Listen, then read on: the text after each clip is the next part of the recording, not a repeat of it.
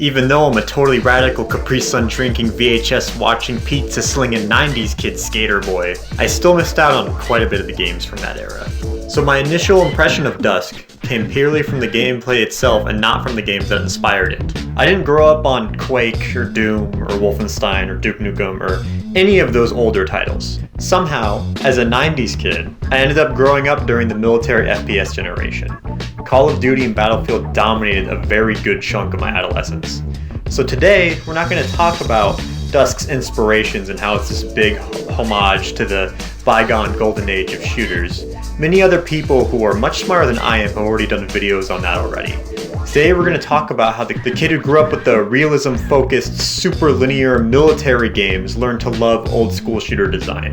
So when my Modern Warfare 2 5th prestiged ass tells you Dusk is really good, you know it's really, really good.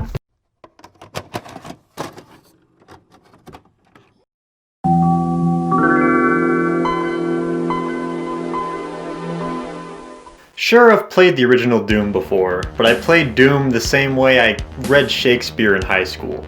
I was appreciating a classic and learning how it changed the artistic field it represented. I didn't really get into it like the kids and the teens of the Kool-Aid era did. Oh yeah! But I still respect it for what Doom is and what it achieved. Wolfenstein 3D paved the way for Doom, which paved the way for Quake, which paved the way for Unreal.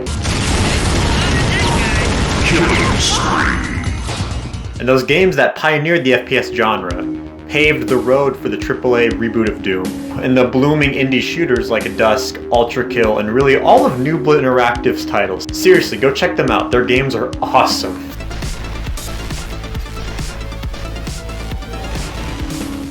So what exactly sets Dusk apart from other contemporary titles? Well, for folks who grew up through the 90s, you can basically get a brand new taste of the same low-poly, high-speed gore fest of the old days.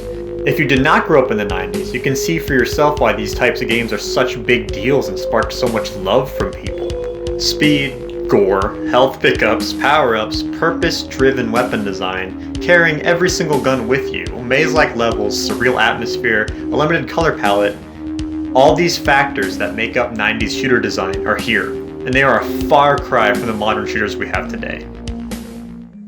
Modern shooters that have limited movement, linear levels, 2-weapon limits, set pieces, variety-driven weapon design, more narrative focus. Both approaches to creating a shooter is not better than one or the other. They're just different ways of seeing how to make a shooter.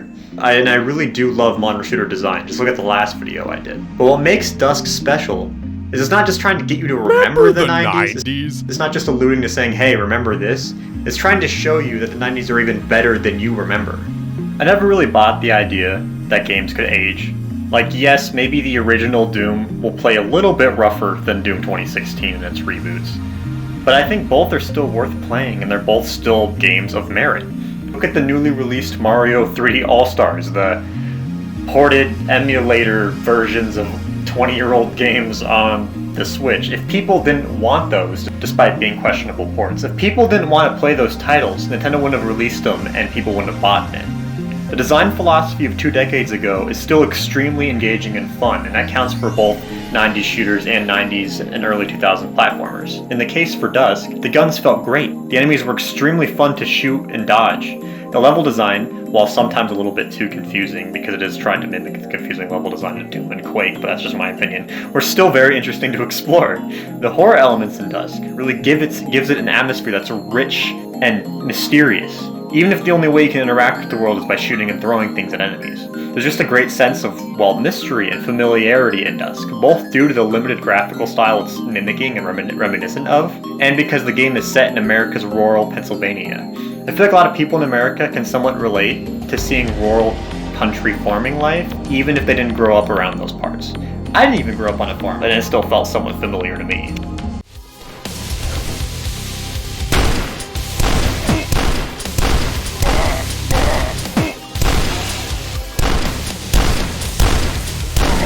Dusk was so well made and so well executed, I can't think of any specific one feature of the game that stands out from the rest. It really is just a fantastically made time. If I had to ad-lib a design decision of the game I loved, it'd be the way enemies are placed around the game. You get a bow and arrow that can shoot through people. The game will provide the environments and enemy layout you need to get that sick collat you need for your next Call of Duty montage. Faraway enemies? Of course, here's a sniper rifle. Are you in a close range, dark, cramped tunnel with a broken flashlight? Well, here's the super shotgun for you. The first level of the campaign drops you straight into a fight with 3, chainsaw guys. So you have to just figure out on the fly how the game works. And while I was initially worried at first because I wasn't very fond of this cold start to the game, it felt very awkward to try and learn on the fly how to play and how much damage was needed to take down the bad guys.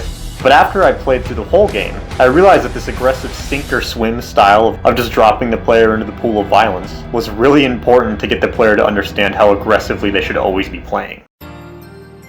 As games progress forward, we can see growth and changes in design philosophies and aesthetics and visuals and programming, and most of the time these changes are for the better. Going back to the question, do games age? Well, of course it's going to be awkward at first playing an older game compared to the contemporary titles of today, but I think truly great game design, true masterpieces of the medium that is video games, are timeless. I'd argue Doom is an example as a work of art and a masterpiece of the medium, but I really don't want to open up the can of worms that is the our games art debate right now.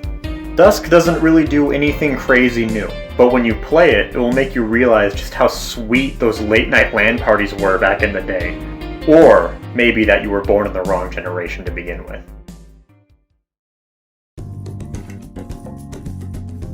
As usual, thank you guys for watching. If you have any thoughts on Dusk or on first-person shooter design, I'd love to hear about it in the comments below. And if you enjoyed this video and like to see more, I'd really appreciate it if you subscribed. Thank you guys and take care.